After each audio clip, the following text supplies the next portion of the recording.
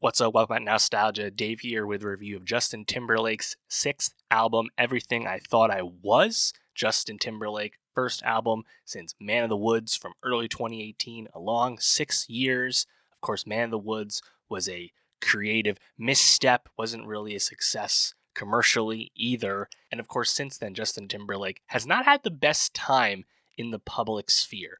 Of course, really coming back under scrutiny, public scrutiny, for his relationship to and his actions around and during, of course, the Janet Jackson controversy at the Super Bowl, and of course, Timberlake's much covered relationship to Britney Spears. Britney had said some things, some stuff came out in her memoir. Timberlake's kind of been raked over the coals for how he acted, and just more broadly how he was able to benefit and move and progress his career in a way someone like Britney Spears was not, and the difference in tabloid coverage of the two and things like that.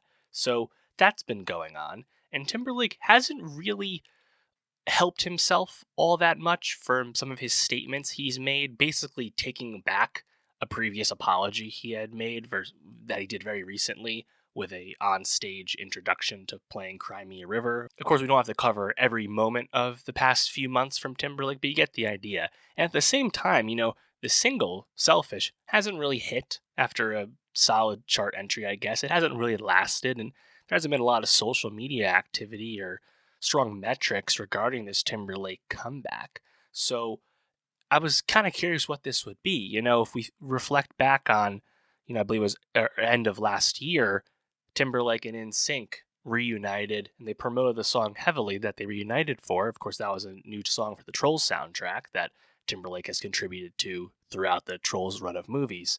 And it felt like for the first time that Timberlake really needed NSYNC, really needed the boys to kind of help him, versus, of course, in the past when he went solo, Timberlake didn't need the rest of NSYNC with him and he left them behind. But now it kind of feels like maybe that time has changed, the tide has turned, and he would like to lean on NSYNC a little bit more, and they in fact support him on another song on this new album.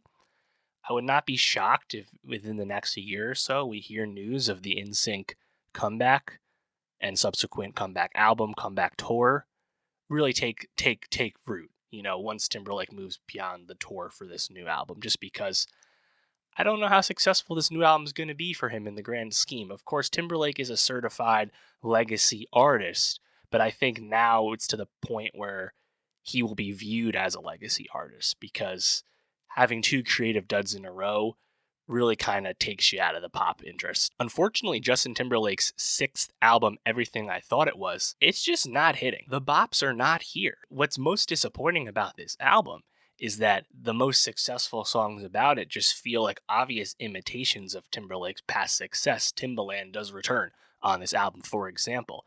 Unfortunately, there's really nothing to recommend about this new Justin Timberlake album, because sonically, it doesn't sound like anything special. It just also feels kind of less inspired than his creative peak. We are so far removed from Future Sex Love Sounds. Lyrically speaking, we're also very much removed from some of the strong and sharp writing he gave us on the 2020 Experience. This is just a lot of rote music.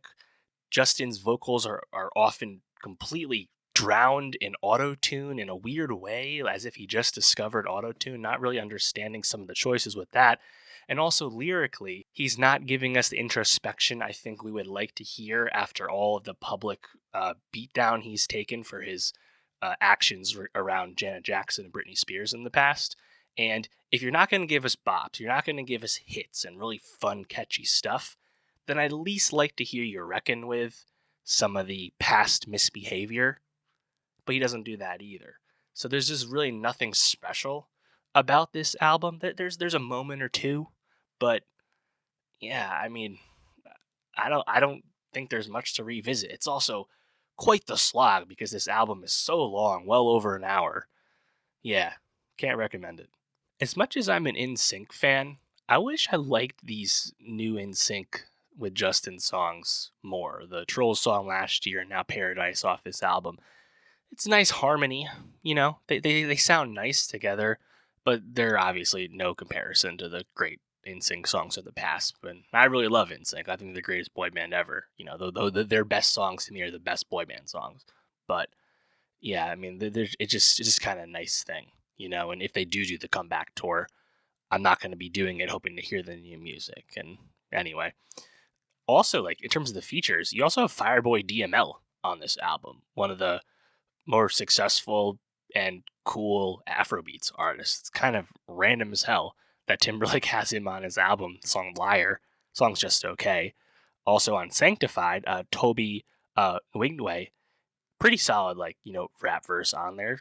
Some fun big guitars on that song, I suppose.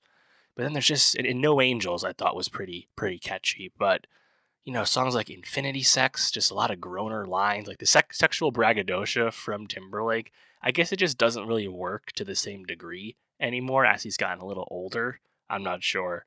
You know, it's funny to hear that because at least there's at least some bite or an attempt at having a bite in the way he never obviously tried to do with the Droll song. Can't Stop This Feeling, of course, a massive hit in Timberlake's catalog, but also such a vanilla, craven, boring, whatever song, right?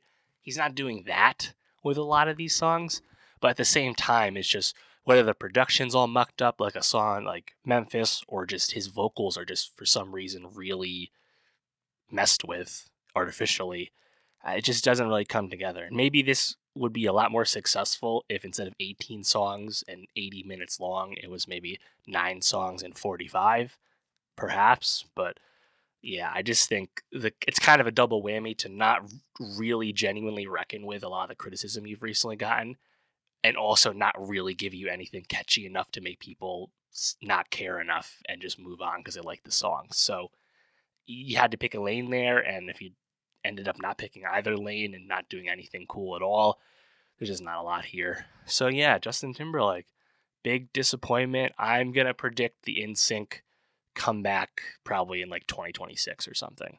You know, he's gonna tour this album, arena tour this album. Once that's settled, the NSYNC stuff will probably really pick up. I would not be shocked because obviously the NSYNC guys would love to have that, you know, career revitalization. Despite they've all been successful in their own rights to this point, I'm sure they'd welcome it. And now Timberlake actually kind of needs it.